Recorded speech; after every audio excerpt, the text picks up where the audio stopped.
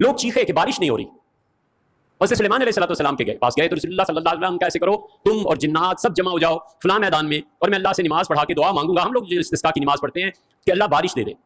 لوگ جمع ہونا شروع ہوئے، جنات اور انسان، اور رسول اللہ صلی اللہ علیہ وسلم نے فرمایا کہ حضرت سلیمان علیہ السلام جا رہے تھے اور پھر وہ ہنسے اور پلٹے اور ان کا لوگوں کو کہو کہ بس جائیں گھر، نماز کی ضرورت ہے.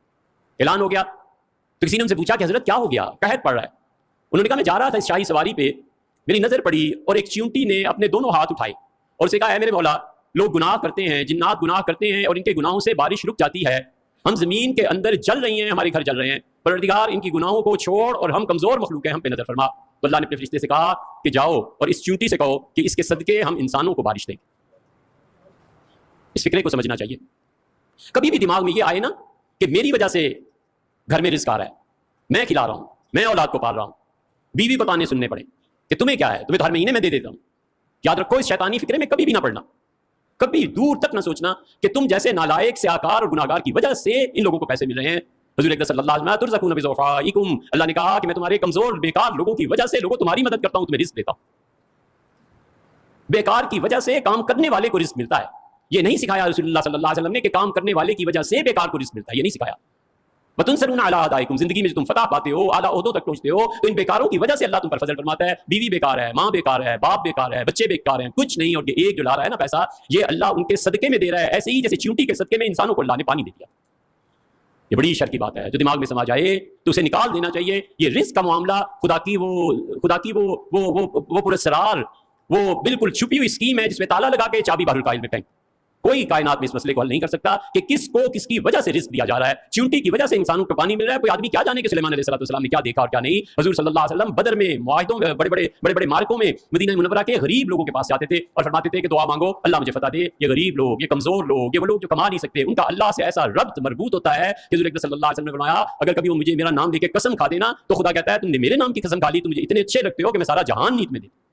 لو اقسم اللہ لا ابرہ، اللہ کی قسم وہ کھا لے. اللہ کہتا ہے میری عزت کا معاملہ آ گیا، میں اپنے بندے کی قسم کو ضرور پورا کر دوں گا. اس لیے یہ جو کہا ہے قدرتی کا علی الخلق، اور اللہ مخلوق پر جو تیری قدرت ہے.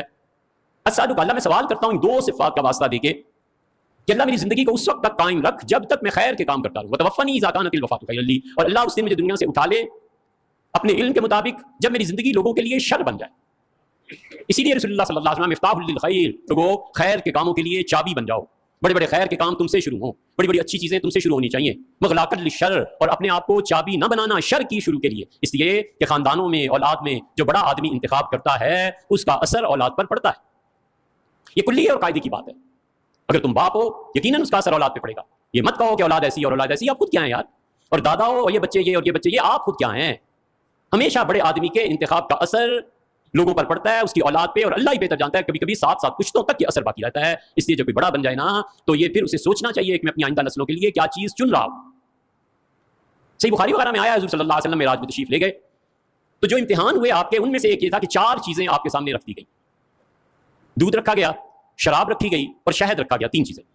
اور رسول اللہ صلی اللہ علیہ وسلم سے جبریل امین نے کہا کہ اللہ کے رسول ایک چیز کا آپ نے انتخاب کرنا ہے جو آپ کا جی چاہے. تو نبی کریم صلی اللہ علیہ وسلم نے ہاتھ بڑھایا اور دودھ کا برتن اٹھا لیا. جبریل امین نے کہا اللہ کے رسول اگر آپ یہ شراب والا برتن اٹھا لیتے نا لغوت امتک، آپ کی پوری امت شرابی ہو جاتی، آپ کی پوری امت گمراہ ہو جاتی. اس لیے بڑا بننا، باپ بننا، دادا بننا کوئی آسان نہیں ہوتا. جو انتخاب کرو گے اپنے خاندان میں چھوڑ کے مرو گے، آگے اللہ جانے اور تم جانے.